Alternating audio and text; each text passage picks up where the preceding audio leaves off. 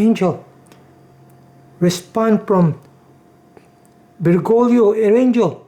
Respond from Bergolio regarding Olympics. Okay, Pope Francis. Okay, let's listen. We finally got a response from Pope Francis, or as close to one as you're going to get, to the blasphemy that we all saw a week ago, to the blasphemy that world leaders from other religions have been calling out Pope Francis for not responding to. We finally got a response, at least as close to one from Pope Francis directly as we will probably ever get. Just a minute before going live, I checked to see if he had said anything this morning.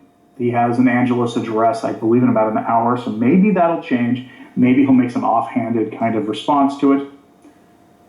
I kind of doubt it, but we got our response, such as it is. And so now I will show you what that response is. It's short, and then there are some responses to it that I'll show you before we pivot to something to think about at Mass today, because what we'll pivot to is an example of this. So the statement is by the Holy See, as shared by Diane Montagna on Twitter.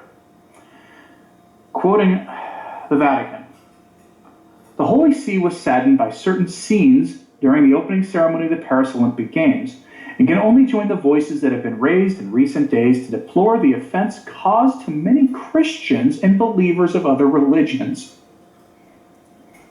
At a prestigious event where the whole world unites around common values, there should be no illusions that ridicule the religious convictions of many people.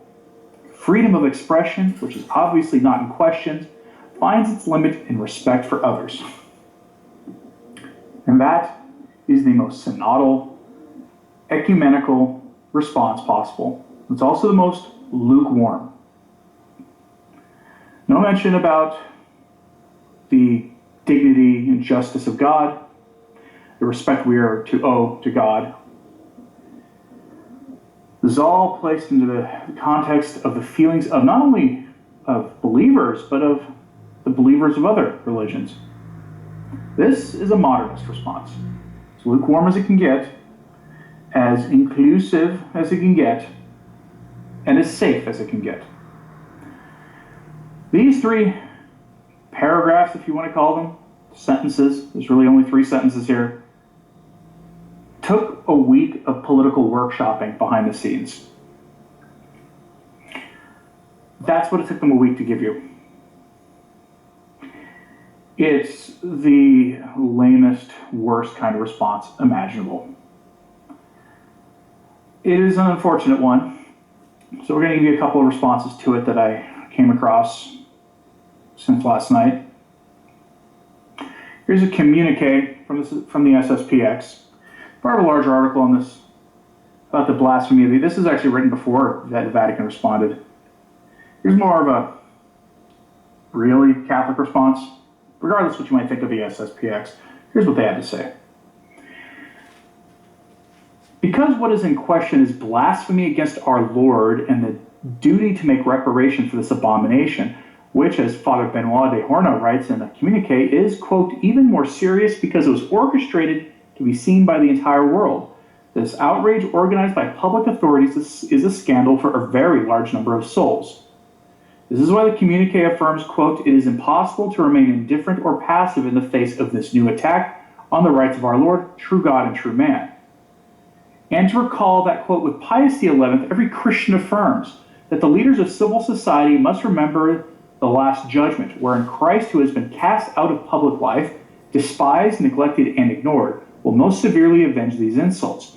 For his kingly dignity demands that the state should take account of the commandments of God and of Christian peoples. It's a quote from Encyclical Quas Primus of Pope Pius XI. And it continues. Our prayer must beg divine mercy to spare our country, France, from a punishment that is nevertheless deserved. And to repair such a heinous blasphemy, our offering will be the holy sacrifice of the Mass at which we assist, this infinite satisfaction that the divine priest offered to his Father. Furthermore, the faithful were invited to recite the De Profundis and the Parce Domini. And he goes on to critique the French bishop's response. They were the first to respond. Theirs was people were very happy to see them respond, but it was pretty obvious it was a weak response. Here's what they say on that. They say the Bishops' Conference of France published a communique following the opening ceremony of the Olympic Games. What concerns our subject begins by saying that the opening ceremony proposed by the Paris Organizing Committee for the 2024 Olympic and Paralympic Games offered yesterday evening to the entire world marvelous moments of beauty, joy, rich in emotions, and universally acclaimed. And the press release continues. This ceremony unfortunately included scenes of derision and mockery of Christianity, which we deeply regret. This morning we think of all the Christians of all continents who are hurt by the outrageous and provocation of certain scenes.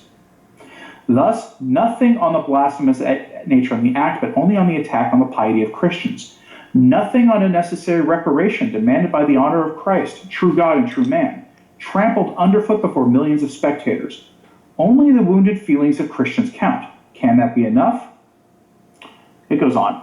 You get the idea. Theirs is a better response. I wish the Vatican would understand the concept of reparation. True reparation to Christ, not from one group of people to another. I'm sure they have plenty to opine on that.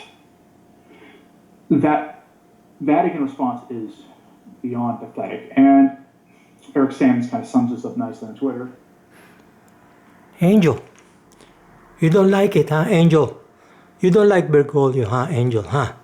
You don't like it. The response, huh? Okay, we'll just go to church. Okay, let's say bye now, Angel, okay? Bye-bye. Let's say bye. Okay. Bye-bye, Angel. Smile, Angel, smile. Show your teeth. Okay, bye.